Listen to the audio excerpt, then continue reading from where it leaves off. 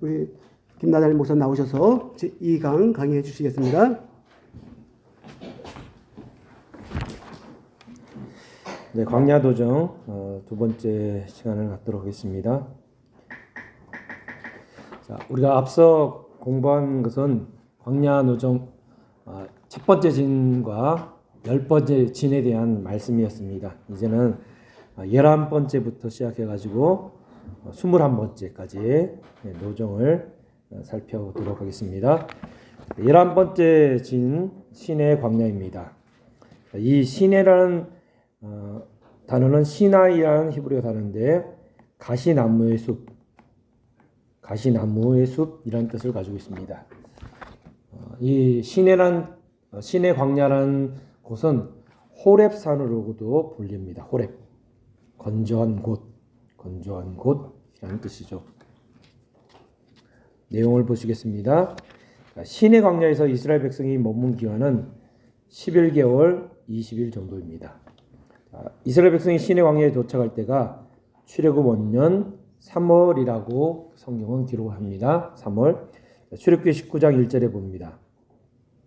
이스라엘 자손이 애굽 땅에서 나올 때 제 3월 곧 그때 그들이 시내 광야에 이르니라라고 말씀합니다. 그러면 3월이라고는 성경에 되어 있는데 3월 며칠일까? 3월 며칠일까? 어떻게 아셨어요? 밑에 되어 있어요? 네, 맞죠? 이것도 원론 목사님께서 성경을 자세히 봤기 때문에 이 부분을 알 수 있는 거예요. 자, 이 3월이라는 단어는 바호데시라는 히브리 단어입니다. 근데 이 호데시 앞에 정관사 하가 붙었기 때문에 그 달의 첫 달. 그래서 3월 1일이 되는 거예요. 3월 1일. 그러니까 이스라엘 백성이 출애굽 원년 3월 1일에 시내 광야에 도착하게 됩니다. 그리고 시내 광야를 떠날 때는 출애굽 제2년 2월 20일이 되는 거예요. 그래서 11개월 20일 동안 시내 광야에 머물게 됩니다. 민수기 10장 11절에서 12절입니다. 제2년 2월 20일에 시내 광야에서 출발하여라고 말씀합니다. 자, 이스라엘 백성을 하나님이 최종 목적지가 어디예요? 가나안이잖아요. 광야에 나왔지만은 가나안으로 가게 하셨어요. 근데 이 시내 광야에서는 11개월 20일, 그러니까 우리 횟수로 보면 약 2년 동안 이곳에 머물게 하셨다는 거예요. 전진하지 못하고 이곳에 머물게 하신 이유가 무엇일까요? 빨리 가나안 땅으로 가야 되는데 왜 여기서 머물게 하셨을까? 자, 이곳에서 일어난 사건을 통해서 우리를 깨닫게 하시는 은혜의 역사가 있습니다. 자, 시내 광야에서 일어난 일입니다. 이곳에서 율법을 받게 됩니다. 그리고 두 번째는 성막을 건립하게 되죠. 셋째로는 제1차 군대 개수 60만 3,550명이 이때 계산이 되는 거예요. 1차 군대 개수를 하게 됩니다. 이 사건을 통해서 비록 전진하지 못하지만은 뺑뺑 돌더라도 전진을 해야 되는데 전진하지 못하고 그곳에 지체되어 있는 것지만은 하나님의 은혜의 역사가 있는 시간임을 우리에게 알려주는 거예요. 우리가 교회 생활할 때 또 가정 생활할 때 보면 뭔가 해결돼서 쭉쭉 나가야 돼요. 근데 그렇지 못하고 맨날 그 자리에 있는 것 같아요. 작년에도 그랬고 올해도 그랬고. 그런데 그러한 때일지라도 하나님이 우리에게 은혜를 주시는 그러한 시간임을 믿으시기를 부탁드립니다. 왜냐하면 그곳에서 말씀을 주셨다는 거예요. 율법을 주시고. 그리고 성막을 건축해 하셨어요. 이 성막은 이스라엘 백성들에게 헌신의 모습으로 새롭게 하시고 또 1차 군대 개수를 통해서 이스라엘을 신령한 인치시는 계수하시는 은혜의 역사가 있던 곳이 시내 광야임을 말씀합니다. 그래서 우리는 이러한 신령한 시내 광야, 비록 전진하지 못하더라도 우리에게 이러한 신의 강야가 있다는 것을 믿고 나아가시기를 부탁드립니다. 그래서 이 신의 산의 모습이 어땠을까요? 이 신의 강야에서 신의 산의 모습은 하나님의 영광을 체험합니다. 그 다음에 성막의 식양을 체험받았죠.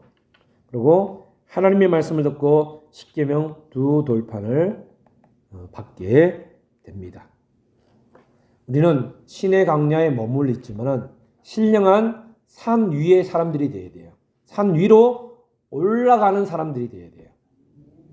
그러나 산 아래에 있던 모습을 보면 금송아지 우상을 만들었어요.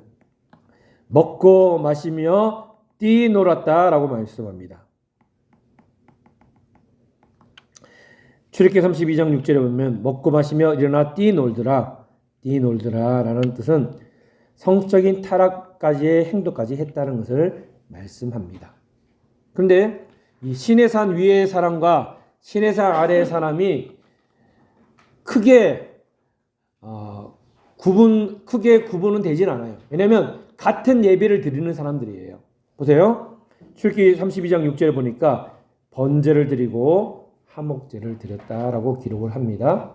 그러니까 이 사람들도 하나님께 예배를 드리는 사람들이에요. 그런데 그들이 온전한 예배를 드리지 못하니까 뛰노는 신앙이 되었어요. 그러면 우리가 온전한 신앙이 되기 위해서는 산 위로 올라가는 신앙의 자세가 되어야 됨을 말씀하고 있습니다. 산 위로 올라가는 신앙, 이것은 예배로 올라가는 신앙이에요. 예배로 올라가는 신앙. 예배로 올라가는 신앙이 될 때 하나님이 그것을 기뻐하셔요.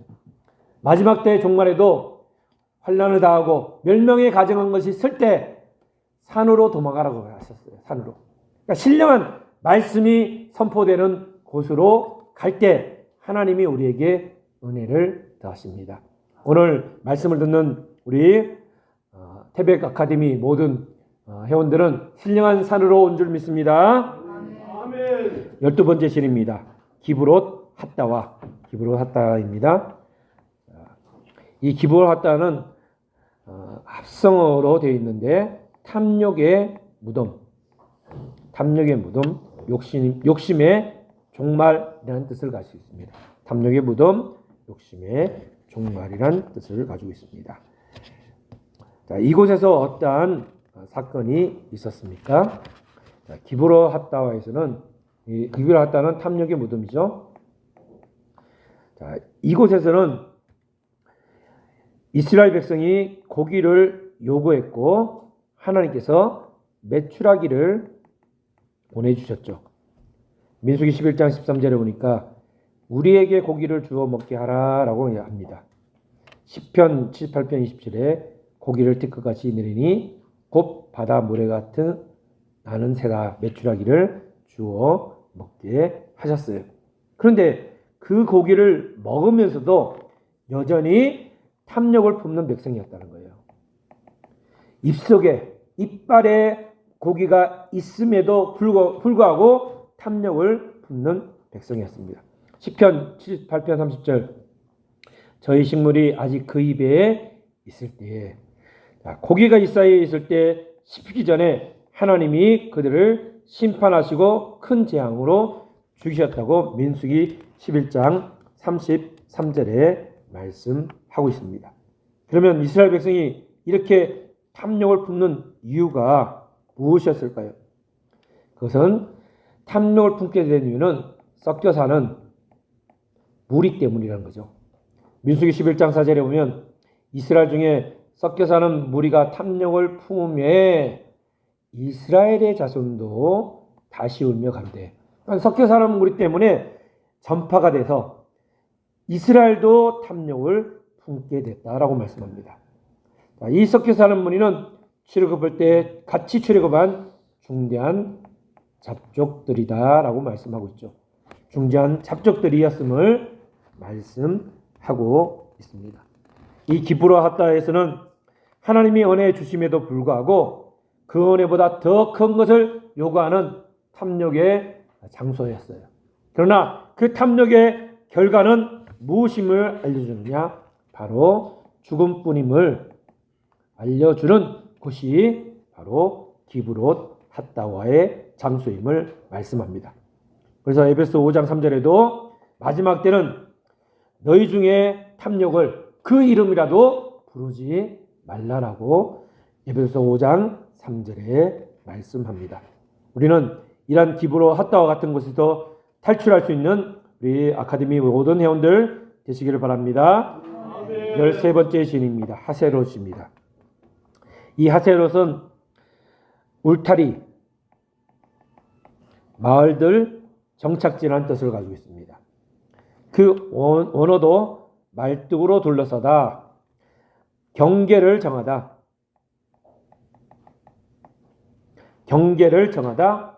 말뚝으로 둘러싸다라는 뜻을 가지고 있습니다. 자, 이곳에서는 어떠한 일이 있었냐면 모세는 하스롯에서 구스 여인을 체화했습니다.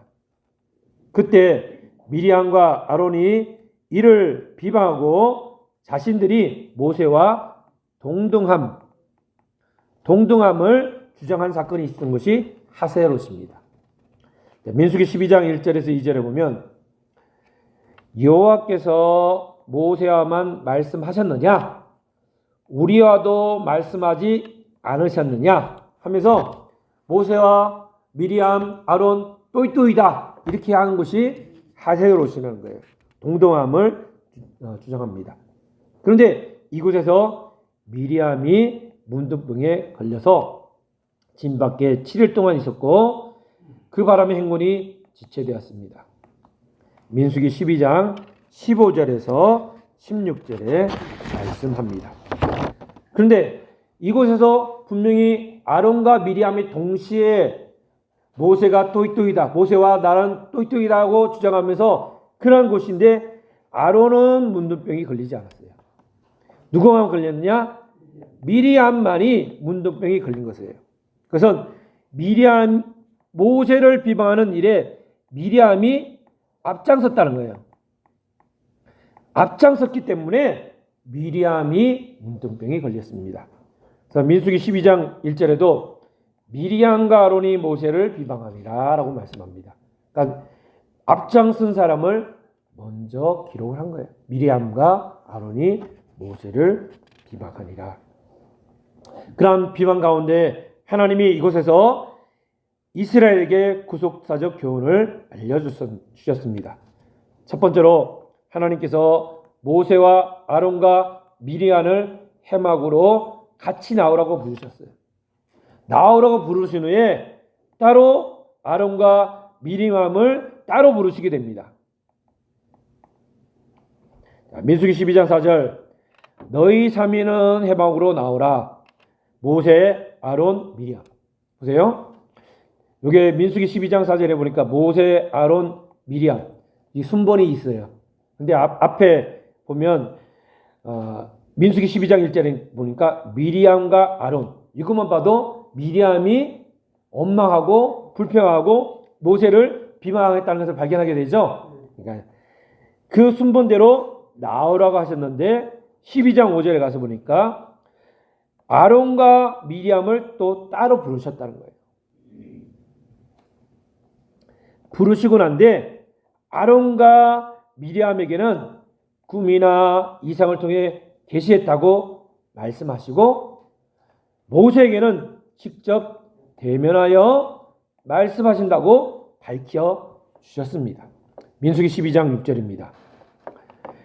나 여호와가 이상으로 나를 그에게 알리기도 하고 꿈으로 그와 말하기도 하거니와 12장 8절 그와는 내가 대면하여 명백히 말하였다라고 말씀합니다. 그리고 은밀한 말로 아니하고 그는 또 여호와의 형상을 보겠거늘 너희가 어찌하여 내 종 모세를 비방하여 두려워 아니하느냐. 이 말씀을 통해서 모세가 구스 여인을 취한 것도 하나님의 지시였음을 알려주고 있는 말씀이라는 거죠. 그럼 말미암아 하나님의 지시라는 것을 이제 깨닫게 되고 하나님께서 미리암을 문둥병 들게 하셨음을 말씀합니다.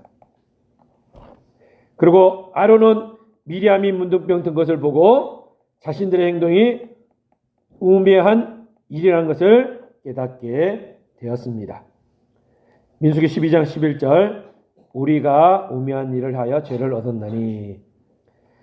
그래서 모세는 이러한 미리암의 문둥병을 하나님께 고쳐달라 기도하였고 미리암은 7일 후에 영내로 다시 돌아오게 됩니다. 이러한 과정 속에서 하나님께서 이스라엘에게 보여주시는 구속사적 교훈의 결론은 네 번째 보시면 하나님께서 치신 울타리가 있다는 거예요. 이 하세로서의 뜻의 울타리라는 뜻을 말씀드렸죠. 하나님께서 치신 울타리가 있어요. 그러니까 그 울타리 바운더리를 넘어가서는 안 된다는 거죠. 자, 아론과 미리암도 하나님이 치신 울타리가 있어요. 즉 모세를 돕는 자는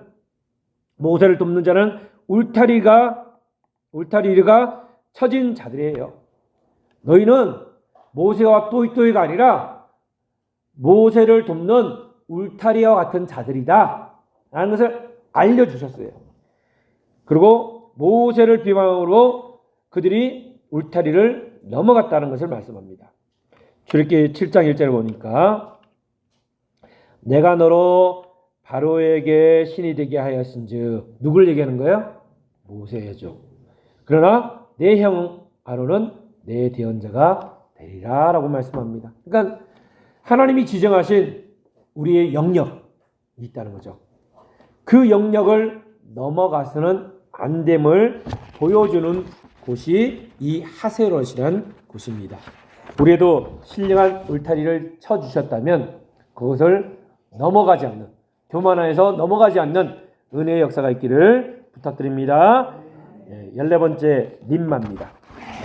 림마의 어원은 림마는 노뎀나무, 잿사리 나무라는 뜻을 가지고 있어요. 어원은 라탐으로 묵다, 붙잡아내다, 붙이다라는 뜻을 가지고 있습니다. 묶고 붙잡아내고 붙이다. 위치를 보시겠습니다. 림마는 가데스와 같은 곳이에요. 그러니까 가끔 동일하게 쓸 때가 있어요. 림마 가데스 이렇게 쓸 때 있어요. 림마는 거의 같은 지역이에요. 림마 가데스 이 같은 곳이에요. 그러나 그 근방으로 하세솔을 떠난 이스라엘 백성이 림마의 진을 쳤을 때 진의 규모가 크기 때문에 200만 명이 진을 쳐야 되니까 얼마나 크겠어요. 그래서 약 8km 정도의 진을 치는 거예요. 8km 정도의 진을 치니까 가데스까지 이뤘던 것으로 추정이 되는 거예요. 림마, 가데스는 거의 동일한 지역입니다. 그래서 림마에서 브엘세바까지는 이제 이 브엘세바 가나안 땅이죠.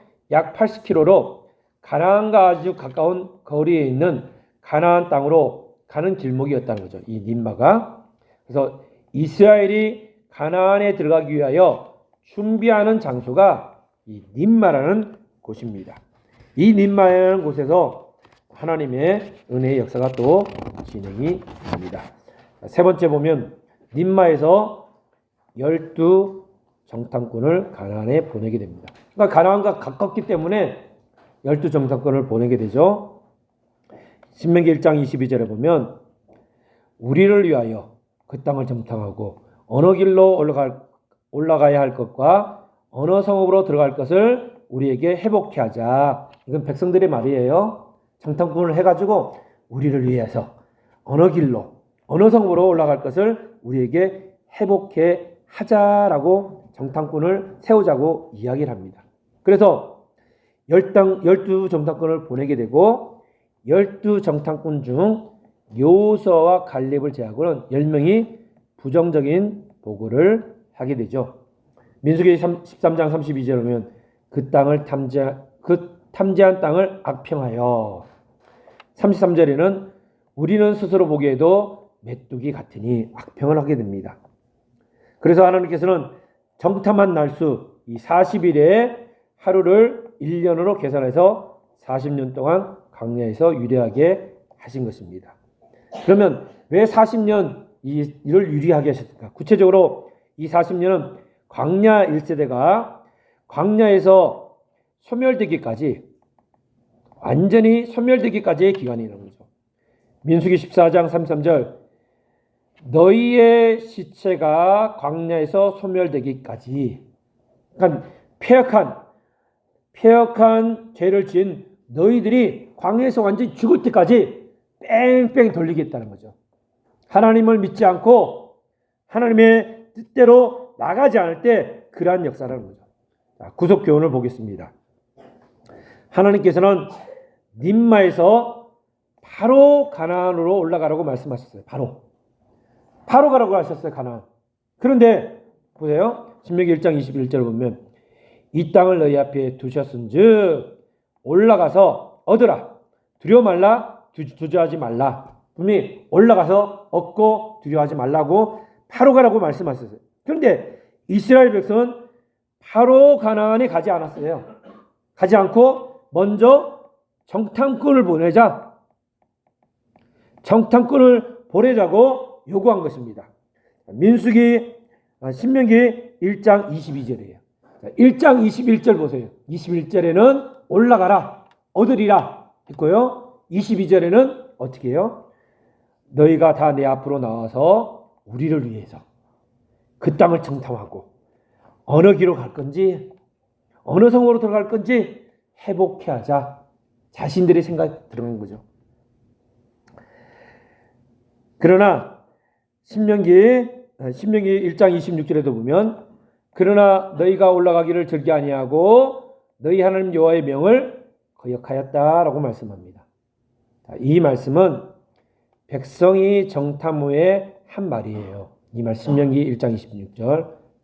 그러나 그들이 이미 정탐 전에도 가나안에 들어가려는 적극적인 의지가 없었던 내용이라는 거죠. 그런데 하나님의 말씀을 대로 순종한다면 하나님이 알아서 이스라엘을 인도하셔요. 알아서 인도하시고 그것을 믿지 못하고 보이는 정탐꾼을 의지하러 했다는 거예요. 자, 민수기 10장 33절에 보면 어떠한 말씀이 있냐면 이스라엘 백성이 앞서갈 길을 3일 앞서 인도하신다고 말씀하고 있어요. 하나님의 언약궤가 또 구름 기둥이 민수기 10장 33절에서 34절을 보면 3일 앞서 이스라엘 백성의 갈 길 장막 칠 곳을 인도하신다고 말씀하고 있어요. 그런데 그렇게 인도하심에도 불구하고 우리를 위해서 우리가 올라갈 길을 우리가 어느 곳으로 지나갈 길을 마련하자. 이것이 정탐꾼이라는 거예요. 우리는 하나님 말씀대로 순종해서 인도한 대로 올라가는 은혜의 역사가 있기를 주님의 이름으로 축원드립니다. 이스라엘 백성이 이러한 정탐꾼을 의지했기 때문에 하나님은 그들이 하도 요구하기 때문에 마지못해서 허락을 하셨죠. 신명기 1장 23절 내가 그 말을 선히 여겨 마지못해서 하신 거예요.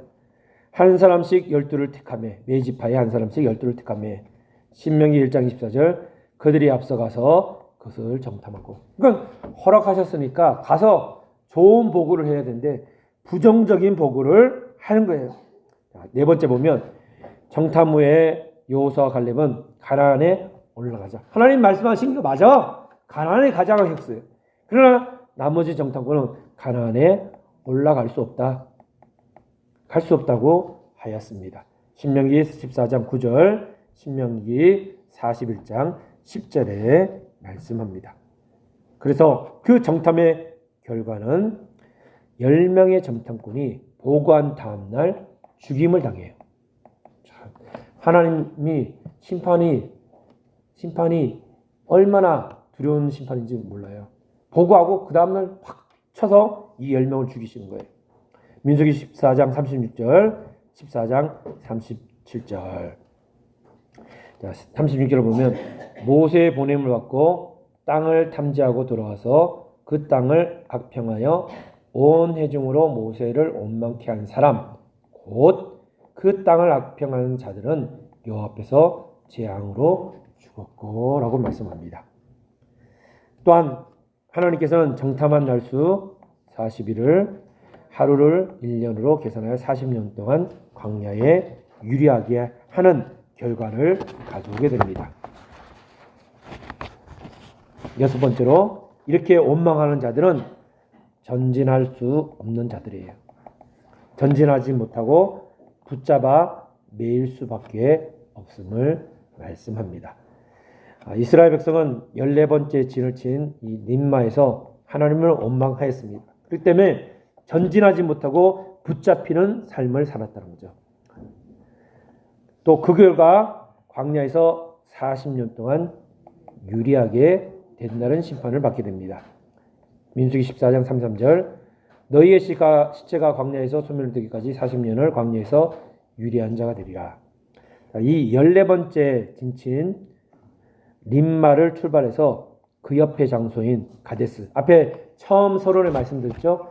림마와 가데스는 거의 같은 지역이라고 말씀드렸어요. 그러니까 14번째 장소에서 32번째 장소까지 오는 동안 몇 년이 걸렸냐면 38년이 걸렸어요. 그러니까 가까운 곳을 38년 만에 다시 들어온 거예요. 붙잡힘을 당한 거예요. 원망하고 그런 자들은 전진하지 못하고 매임을 당할 수밖에 없음을 우리에게 알려줍니다. 네 번째 보면 결국 이스라엘 백성은 림마에서 38년 동안 붙잡혀 매인 신세가 되어 붙들려 매인 신세가 되었다는 것을 말씀합니다. 붙들려서 매인 신세가 되었습니다. 그리고 이 림마에서 가데스까지의 진을 친 것은 19군데의 진을 치게 됩니다. 우리는 원망한 말미암아 붙잡힘을 당하지 않는 은혜의 역사가 있기를 주님의 이름으로 축원드립니다. 일곱 번째로, 하나님께서 이 38년 동안 비록 붙잡힘이지만 훈련을 통해서 이스라엘을 거룩한 백성으로 만들어 가셨다는 거예요. 앞에서도 시내 광야가 11개월 20일 있었다고 말씀드렸잖아요. 비록 전진하지 못하는 때일지라도 하나님이 율법 주시고 성막을 건축해 하시고 군대를 계수한 것처럼 그 때에 맞는 은혜를 주신 거예요.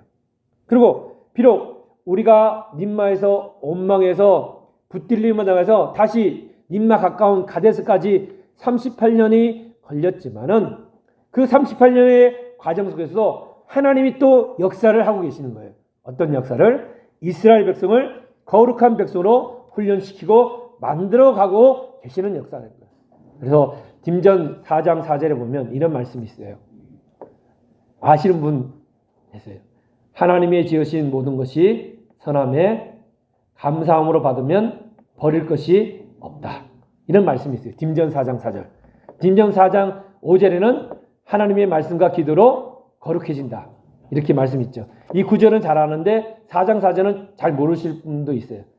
그런 것처럼 비록 우리가 하려는 줄 알고 어려움을 당하지만 이때도 감사하면 우리에게 버릴 것이 없는 은혜를 허락하시는 거예요. 그러한 은혜가 비록 환난을 당하지만 림마라는 곳임을 말씀합니다. 자, 그래서 림마 가데스, 이 가데스라는 히브리 단어가 카데시, 거룩이라는 뜻이에요. 거룩. 림마라는 장소와 가데스라는 장소가 거의 동일한 장소로 말씀드렸죠. 그래서 가데스는 거룩입니다. 출애굽기 19장 5절에서 6절, 너희가 내 말을 잘 듣고 내 언약을 지키면 거룩한 백성이 되리라 라고 말씀합니다. 두 번째로, 거룩한 백성이 되도록 훈련받은 장소가 이 광야였다는 거예요. 광야. 그런 것처럼 구속사적으로 볼 때 교회와 같은 것이 광야입니다. 오늘날 우리가 교회 생활, 신앙 생활하는 것이 신령한 광야를 긋고 우리를 거룩히 하게 하시는 은혜의 역사, 또 훈련의 장소임을 믿으시기를 부탁드립니다. 또한 하나님이 예비한 곳임을 믿는 우리 아카데미 모두가 되기를 부탁드립니다. 자, 15번째 님몬 베레스입니다. 님몬 베레스는 갈라진 성류라는 뜻을 가지고 있습니다. 갈라진 성류, 파괴된 성류, 충돌한 성류라는 뜻을 가지고 있습니다. 자, 내용을 보시기 바랍니다. 내용은 40년 동안 광야에서 유리하게 된다는 선고를 받았죠. 어디 있어요? 림마 앞전에서 14번째 진친 곳에서 받았어요. 유리한다는 선고를 받은 후 이스라엘은 크게 슬퍼하게 됩니다. 민수기 14장 33절, 민수기 14장 39절에 말씀합니다. 그러면 이스라엘이 크게 슬퍼한 이유가 무엇일까요? 그것은 광야에서 40년을 유리한다는 징벌이 가혹하다는 생각, 또 그러한 불만 가운데 자기들은 가나안으로 올라가지 않고 애굽으로 돌아가겠다고 또 이야기를 합니다. 하나님의 징벌이 너무 가혹해, 이런 불만을 가지고 그럼 우리 가나안하지 않고 애굽으로 다시 갈 거야 라고 이야기를 하죠. 민수기 14장 4절에 보면 우리가 한 장관을 세우고 애굽으로 돌아가자 라고 얘기합니다. 민수기 14장 35절에도 말씀하고 있습니다. 그리고 두 번째로 보면 10명의 정탐꾼이 보고한 다음날 심판을 받아 죽은 것을 보고 다시 마음을 바꿔 가나안으로 올라가려고 하였습니다. 민수기 14장 40절입니다. 자, 우리가 여호와의 허락하신 곳으로 올라가니 하리니 우리가 범죄하였습니다. 그러니까 처음에는 원망하고 40년 너무 멀어요. 원망하면서 애굽으로 가자 했는데 그 사이에 10명의 정탐꾼을 치신 거예요. 하나님이 치시니까 화들짝 놀라가지고 다시 마음을 바꿔서 가나안으로 가겠습니다 얘기한 거예요. 자, 민수기 14장 40절, 그 다음에 신명기 1장 41절입니다. 우리 하나님께서 우리에게 명하신 대로 우리가 올라가서 싸우리다 라고 얘기합니다. 자, 이스라엘의 모습을 보면 이스라엘 백성은 올라가라고 할 때는 올라가지 않았어요. 이제 광야 40년 유리 선고를 받고 또 10명의 정탐꾼이 죽은 후에 올라가지 말라고 할 때는 또 올라가려고 했다는 청개구리처럼 그런 삶을 사는 사람들인 거예요. 자, 두 번째 보면 이스라엘 백성이 40년 광야 유리에 대한 선고를 들은 후 가나안으로 올라가자 할 때 모세는 적극적으로 그들을 만류하게 됩니다. 신명기 1장 41절입니다. 우리 하나님께서 우리에게 명하신 대로 우리가 올라가서 싸우리다 하고 너희가 각각 병기를 띠고 경솔이 산지로 올라가려 할 때라고 말씀하고 있죠. 민수기 14장 41절에서 42절에 그러니까 모세가 가로되 너희가 어찌하여 이제 여호와의 명령을 범하느냐 이 일이 형통치 못하리라 라고 말씀하신 거죠. 그러니까 모세는 그들을 적극적으로 만류하게 됩니다. 우리는 이것을 통해서 하나님께서 명령하실 때 순종해야 됨을 말씀합니다. 그러나 우리의 불순종으로 다른 계획이 선포된 후에 늦게나마 순종하려고 해도 소용이 없음을 알려주고 있는 것입니다. 세 번째로 보면 이스라엘 백성은 올라가지 말라는 가나안 땅 올라가지 않는 모세의 겉면에 다시 불순종하고 천자히 올라갔을 때 대패합니다. 이 가나안 사람들에게 대패를 하게 되죠. 천자이라는 건 거만하게 행동하다, 건방지다, 반항하다라는 뜻을 가지고 있어요. 거만하게 행동하다, 건방지다, 반항하다. 민수기 14장 44절 그들이 그래도 산꼭대기로 올라갔고 여호와의 언약궤와 모세는 지인을 떠나지 아니하더라. 그러니까 거만하게 반항하면서 올라가게 됩니다. 자, 이스라엘 백성은 천자히 버릇없이 예의 없이 제멋대로 날뛰며 가나안으로 올라가게 되죠. 가나안에 올라간 결과 가나안 사람들에게 대패를 하였다라고 말씀합니다. 가나안 사람에게 대패를 하였다. 민수기 14장 45절에 말씀하고 있습니다.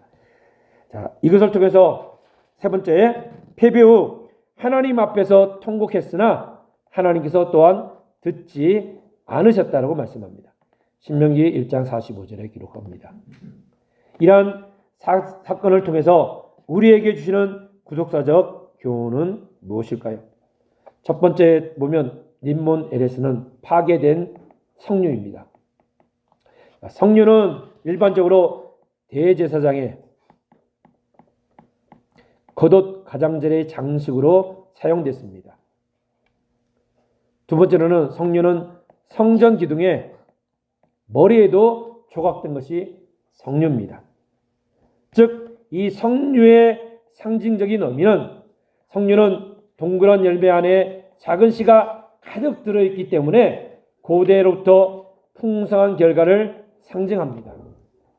그런 것처럼 하나님께서 이스라엘을 출애굽시킬 때는 이스라엘 백성이 잘 순종해서 가나안에 들어가서 성류와 같이 풍성한 결실을 맺기를 원하셨던 것이에요. 그러나 그 풍성한 결실을 원하셨으나 그 성류가 파괴되고 말았다는 것을 알려주는 것이 오늘 기록된 림몬 에레스의 곳입니다. 풍성한 결실을 맺을 수 있는 그러한 우리 구속사 아카데미 모든 회원들 되시기를 주님으로 축원드립니다. 작은 세 번째로 파괴된 성류의 그러면 구속사적 교훈은 어떻습니까? 파괴된 성류는 이스라엘 백성은 바로 가나안으로 올라갈 말씀에 불순종했어요. 이것이 파괴된 성류입니다. 말씀은 곧 순종해야 돼요. 성경을 보면 예수님이 뜻을 이룰 때 곧 순종해 나갔어요. 그렇처럼 우리도 곧의 복음이 있어야 돼요. 말씀이 선포되면 곧 순종하는 그러한 은혜의 역사가 있어야 됨을 말씀합니다. 작은 두 번째로 10명의 정탐꾼의 보고를 듣고 통곡하며 원망하였고 가나안 40년의 유리 선고를 받은 후 하나님 말씀을 어기고 가나안에 올라가 대패하게 되었습니다. 말씀이 순종 안 하면 결과는 파괴될 수밖에 없다는 거죠. 결국 가데스 또 ним마 이 자리에서 림몬 베레스로 이동하는 이스라엘 백성의 모습은 마치 파괴된 성류와 같은 모습임을 알려줍니다. 16번째 진입니다. 림나입니다. 림나, 새하얀, 흰빛이라는 뜻을 가지고 있습니다. 이 지명을 통해서 우리가 알 수 있는 것은 림나에서 진을 치면서 하나님께 불순종한 죄들을 회개한 것으로 보인다는 거죠. 그러니까 이 지명이 우리에게 알려준 것 새하얗고 흰빛. 림나의 이름의 뜻은 광야에서 하나님께서 자기 백성을 깨끗게 성화시키는 과정임을 알려줍니다. 하나님 앞에 진실한 회개는 자신의 영육을 희고 맑게 하는 것이죠. 시편 51편 7절 우술초로 나를 정결케 하소서 내가 정하리이다. 이사야서 1절 18절 너희 죄가 주홍 같을지라도 눈과 같이 여질 것이요 진홍 같을지라도 붉을지라도 양털같이 희리라 양털같이 되리라고 말씀하고 있습니다. 우리가 그러한 은혜의 역사가 있는 신령한 림나가 있어야겠습니다. 두 번째 보면 예수의 피로만이 어렵게 된 자만이 흰옷을 입을 수 있다고 우리에게 말씀합니다. 계시록 7장 9절 능히 셀 수 없는 큰 무리가 흰옷을 입었다라고 말씀하고 있죠. 7장 14절 이는 큰 환난에서 나온 자인데 어린 양의 피에 그 옷을 씻어 희게 하였느니라 라고 말씀합니다. 우리는 예수의 그리스도의 피로 말미암아 흰옷을 입는 은혜의 역사가 있기를 주님으로 축원드립니다. 계시록 19장 8절에 보면 이 희라는 것은 빛나고 깨끗한 세마포는 옳은 행실이다 라고 말씀합니다. 우리의 옳은 행실 그러한 의를 나타낼 수 있는 우리 아카데미 회원들이 되시길 부탁드리겠습니다. 17번째 진입니다. 리사입니다. 미사는 조각조각으로 떨어져 있는 파멸, 깨어짐, 또 가루를 만들다, 반죽하다 라는 뜻의 라사스에서 유래한 단어입니다. 자, 구속사적 교훈을 보겠습니다. 진정한 회개의 의미, 그래서 마음이 부드럽고 고운 가루처럼 되는 거예요. 그러니까 이 지명처럼 조각조각 떨어지고 파멸되는 끼어진 가루가 되어야 됨을 말씀합니다. 알갱이가 없는 고운 가루가 되기까지는 한두 분 정도가 아니라 수없이 부서지고 깨지는 과정이 필요하다는 것을 알려주는 거예요. 시편 34편 8절에 여호와는 마음이 상한, 이 상한이라는 단어가 브로큰인데 가루가 되다 산산이 부서지다는 뜻이에요. 그런 자에게 하나님이 가까이 하신대요. 또 중심에 통회하는 자를 구원하신다고 말씀합니다. 시편 51편 7절에도 하나님이 구하는 자에서는 상한 심령이래요. 상하고 통회하는 마음을 주께서 멸시치 않으신다라고 말씀합니다. 우리는 우리의 진정한 회개는 자신의 생각과 아집과 교만을 다 깨어지게 하는 것, 다 깨어지게 하는 것이 진정한 회개임을 말씀합니다. 그 결과 하나님께서 섭리의 뜻을 따라 반죽하기 위해서 수월한 사람이 된다는 것을 말씀하고 있죠. 이사야 66장 2절 심령에 통회하며 뉘우치는 자, 나의 말을 인하여 떠는 자는 그 사람은 내가 경고하리니라 라고 말씀합니다. 많은 고난을 받고 깨어진 사람이 어떻게 보면 목회에 성공하시는 분들이에요.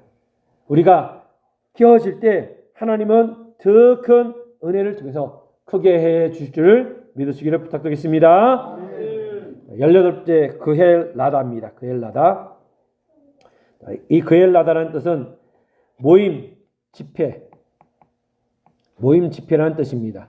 모이다는 카할에서 유래한 뜻이에요. 구속사적 교훈을 보겠습니다. 하나님께서 광야 40년 유리 생활 속에서 이스라엘 백성이 예배로 모이는 것을 기뻐하셨을 것입니다. 자, 요한복음 4장 23절에도 아버지께서 이렇게 자기를 예배하는 자들을 찾으신다라고 말씀합니다. 바로 이곳에서 하나님께 예배드리는 백성이 되었다는 것을 말씀하고 있습니다. 그래서 성경을 보면 두세 사람이 모일지라도 기도하고 예배드릴 때 하나님이 반드시 함께 해 주신다라고 말씀하고 있습니다. 우리에게 신령한 예배의 장소, 집회의 장소가 되기를 부탁드립니다. 저도 단독 목회를 한 4년 동안 했어요. 4년 동안 했는데 그 단독 목회를 좀 태백과 같은 곳에서 했어요. 양양은 시내지만 여호와의 수양관이라고 산 쪽으로 들어가가지고 거기서 2년, 속초에서 2년, 여호와일에서 2년 했는데 진짜 두세 사람 모인 곳에서 한 적도 있어요. 속초에서 새벽 예배 드렸는데 우리 사모 딱 한 잔 두고 드릴 때도 많았고 그런 과정에 또 시골로 딱 들어오니까 더 인원이 없는 거예요. 이제 나중에는 그래도 20여 명을 만들어 놓고 원로 목사님께서 서울로 부르셔서 다시 복귀를 하게 됐습니다. 그러니까 두세 사람이 모이지만은 그곳에 하나님이 함께 하신다는 그 마음으로 목회를 하시면 반드시 하나님이 역사하실 줄 믿습니다. 그러한 곳이 예배의 장소가 우리에게 있어야 됨을 알려줍니다. 19번째입니다. 세별산입니다. 세별산, 이 세별이라는 것은 우아함이라는 뜻이 있고 아름다움이라는 뜻이 있어요. 아름답다, 매력적이다 라는 뜻을 가지고 있습니다. 구속사적 교훈을 보겠습니다. 성경에서 또 전 세계에서 가장 아름다운 곳으로 인도한 분은 하나님이시라는 거죠. 시편 16편 6절에 보면 내게 줄로 재어진 구역은 아름다운 곳이며 나의 기업이 실로 아름답도다라고 말씀합니다. 그러한 매력, 최고의 매력을 가지신 분이 예수 그리스도심을 믿으시기를 부탁드리겠습니다. 그 예수님이 이 땅에 오셔서 성육신 하시게 됐죠. 그 성육신의 은혜를 은혜 위에 은혜라고 말씀합니다. 자, 여기 은혜는 헬라어 카리스입니다. 매력. 오늘 기록된 이 곳을 통해서 세베사론토의 매력 있는 곳이 되듯이 하나님이 우리에게 가장 매력 있는 분이라는 거죠. 그 은혜 위에 은혜의 역사 중에 최고의 결정의 은혜가 예수님의 십자가의 사건이라는 거예요. 요한복음 3장 14절, 요한복음 12장 32절, 33절에 기록하고 있습니다. 그 최고의 결정의 은혜가 날마다 우리에게 있다는 것을 믿으시기를 부탁드립니다. 20번째 진입니다. 하라다입니다. 하라다는 떠는, 두려워하는, 공포라는 뜻을 가지고 있습니다. 떨다, 두려워하는, 공포. 이 언어는 전율하다, 떨다의 뜻을 가진 하라드입니다.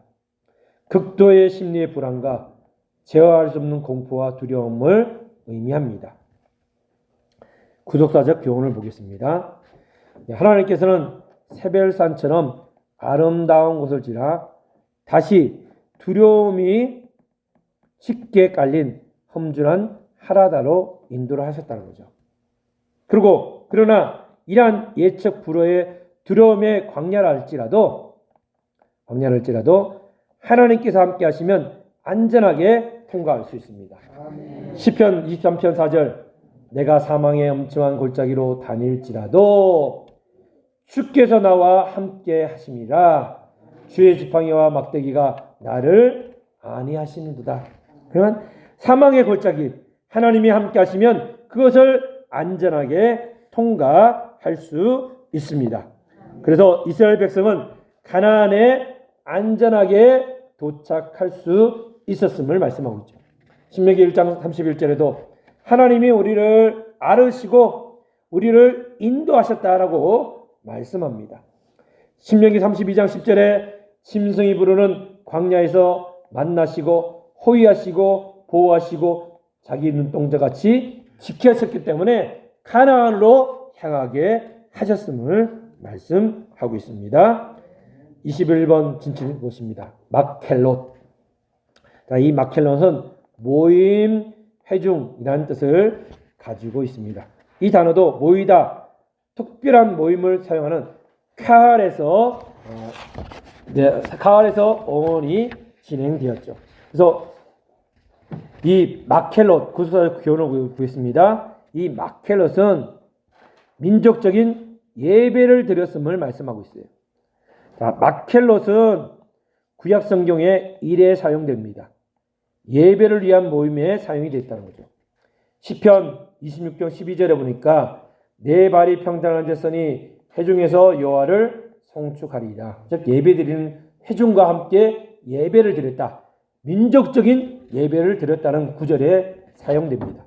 근데 이 마켈롯은 앞에 우리 살펴본 18번째 그엘라다, 또 마켈롯이 카릴, 모이다는 같은 어원을 가지고 있는 거예요. 집회, 모임. 원래는 모이다는 어원에서 시작해서 집회, 모임이라는 단어로 발전하게 되죠. 그래서 그엘라다에서는 가족 단위, 종족 단위로 예배가 진행됐다는 거예요. 가족 단위, 종족 단위. 그러나 마켈롯에는 회중이 전체 민족적인 예배로 발전하였음을 말씀하고 있습니다. 전체 민족적인 예배로 발전하였음을 알려줍니다. 자, 작은 두 번째로 보면 그엘라다 이후 이스라엘의 두려움의 장소 하라다, 공포의 장소 하라다를 지나면서 이스라엘 백성 전체가 모여서 예배 드리기 시작했다는 거예요. 18번째는 가족 예배가 드렸죠. 가족 예배. 그리고 하라다가 19번째이죠. 19번째는 두려움과 공포의 장소를 지나게 됩니다.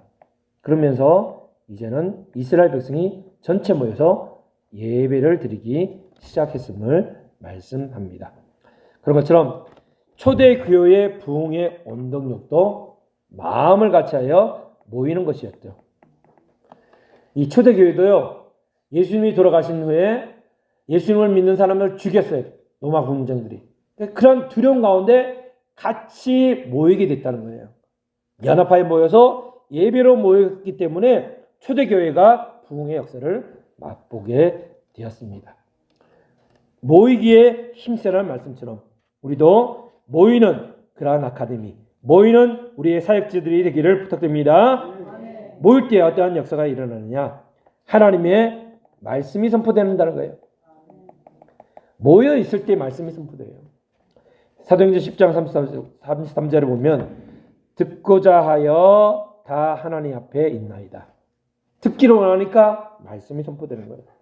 34절에 온성이 거의 다 하나님 말씀을 듣고자 하여 모이니, 느헤미야 8장 1절에도 모든 백성이 일제히 수문 앞 광장에 모였고 이스라엘에게 명하신 모세의 율법책을 가지고 오기를 청하매 라고 말씀합니다. 느헤미야 8장 3절에도 수문 앞 광장에 모였다는 거예요. 그때 느헤미야 9장에 백성이 율법 말씀을 듣고 다 오는지라 라고 말씀합니다. 오늘 신령한 우리 태백 아카데미 굿사 아카데미가 신령한 마케로스에 이르시는 은혜의 역사가 있기를 주님으로 축원드립니다.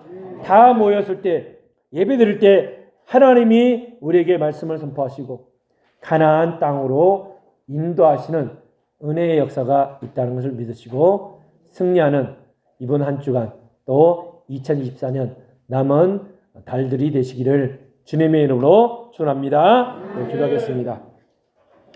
아버지 하나님 감사합니다. 오늘 우리 제7기 태백구사 아카데미 우리 회원들을 태백초원교회로 불러주시고 저희들에게 유구한 역사 이르로 세계 최초로 선포되는 구속사의 말씀을 또 역대 연대를 생각하며 옛날을 기억하는 하나님의 말씀을 듣게 하심에 감사드립니다. 하나님, 과거 광야의 길을 걸었던 이스라엘 백성들에게 그들이 원망하고 불평할 수밖에 없는 조건이었지만은 그 속에서도 큰 은혜로 약속한 땅으로 인도하여 주신 것처럼 우리의 목회지와 우리의 사역지, 우리의 가정에서 어렵고 힘든 가정 속에 원망과 불평의 삶이 있을지라도 그 속에서 하나님의 은혜를 발견하게 도와주시고 이제는 광야를 뺑뺑 도는 것이 아니라 곧장 하나님의 은혜의 역사의 가나안 땅으로 향할 수 있는 우리 아카데미 모든 회원들 될 수 있도록 인도하여 주시옵소서. 약속한 땅이 우리에게 있습니다. 가서 얻고 취하라고 올라가라고 명령하여 주셨사오니 구속사의 말씀을 받은 우리 구속사의 일꾼들 하나님의 뜻을 이루어드리는 신령한 정병들이 될 수 있도록 역사하여 주시옵소서. 특별히 목회사역에 있어서 건강일치 않도록 도와주시옵시고 물질에 어려움 당하지 않도록 도와주시옵시고 자녀들에게 지혜와 총명과 능력을 더하여 주시고 말씀의 자녀들이 세상의 자녀보다 더 잘되는 은혜의 역사를 체험하는 우리 교육자들, 우리 이곳에 모인 모든 성도 될 수 있도록 인도하여 주시옵소서. 아버지, 저희들에게 구속사의 말씀을 주셨사오니 나만 가지는 것이 아니라 열방에 전파하는 신령한 말씀의 나팔수들이 될 수 있도록 역사하여 주시옵소서. 오늘도 함께 하신 하나님, 특별히 이 태백초원교회 아카데미를 열기 위해서 아버지 매 주일마다 기도하며 아버지 준비하는 과정 속에 있습니다. 피곤치 않음을 허락하여 주시옵시고 또 교회에 사역을 하시는 우리 황영수 목사님과 사모님 건강을 허락하여 주시옵시고 우리 성도님들을 하나님의 꼴로 잘 인도하게 부족함이 없도록 은혜 위에 은혜를 더하여 주시옵시고 성도들을 잘 품는 우리 목사님과 사모님 되게 도와주시고 또한 우리 성도님들 하나가 되어서 아버지가 기뻐하시는 우리 태백초원교회가 될 수 있도록 인도하여 주시옵소서. 아버지, 이 자리가 풍성한 열매가 될 수 있는 그러한 자리가 되게 도와 주시옵시고, 이곳에서 말씀의 부흥의 역사가, 성령의 역사가 일어나는 태백초원교회가 될 수 있도록 역사하여 주시옵소서. 함께 하신 하나님께 감사드리며 이 모든 말씀 사랑하신 우리 주 예수 이름 높여 받들어 감사 기도합나이다. 아멘. 하나님께 영광 돌립니다.